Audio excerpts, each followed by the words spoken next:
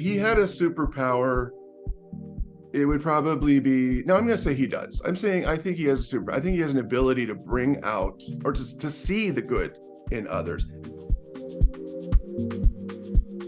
Darren Aronofsky's The Whale follows Charlie, a man living with obesity and trying to rekindle his relationship with his daughter in the face of declining health. It's a tragic story, one that Fraser says centers around Charlie's tendency to put others before himself at all cost.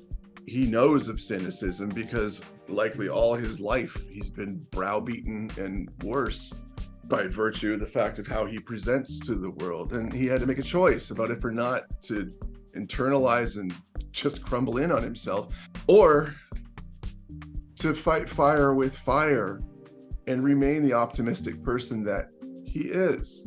If he had a superpower, it would probably be, no, I'm going to say he does. I'm saying I think he has I think he has an ability to bring out or to see the good in others and bring that out in them when they can't do that for themselves. Tragically, he somehow overlooks himself in the process, but he's an empathetic character. Do you ever get the feeling that people are incapable of not caring?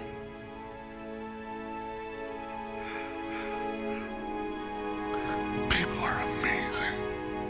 For Fraser to play Charlie meant the actor spending hours and hours in makeup to create the character's 600-pound frame. It was in service of characterizing a disease that's often joked about in movies and television. Transformational makeup is what it took to create Charlie's body. And that meant everything should be as authentic as can be when creating him to depict a man who lives in the body that he does. An actor is costumed to play a character who lives with obesity, often in service of just a one-note mean joke, or to make a statement from a story point that's not fair to vilify an individual just by how they appear. Charlie is so much more than as he presents, and creating him from the outside in was just as important as how we played him from the inside out. He is flawed. He has many shades of gray, like people do. And like the rest of us, he's stumbling through it. He finds himself in dire circumstances, running out of time.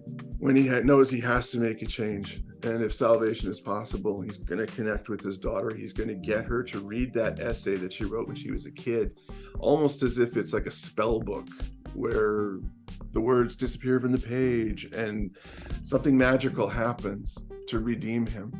Charlie's compounding illnesses give The Whale a stark, grounded feel, but Aronofsky does take one opportunity to dip into magical realism to highlight a pivotal moment in the character's journey, one we'll be vague about in case you haven't seen the film.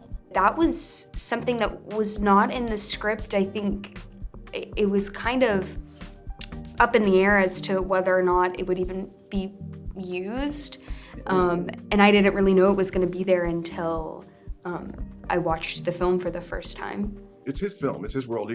They could have shot it, not used it, like that. But to reach the crescendo that this film comes to breathlessly until the very last moments, and the uncertainty that we feel about if or not these 5 characters in search of redemption will achieve it, is somehow poetically perfect given the choices that Darren made. I think if you really truly love somebody and you have a long history with them, you bend and you do things that maybe someone from the outside looking in would find questionable.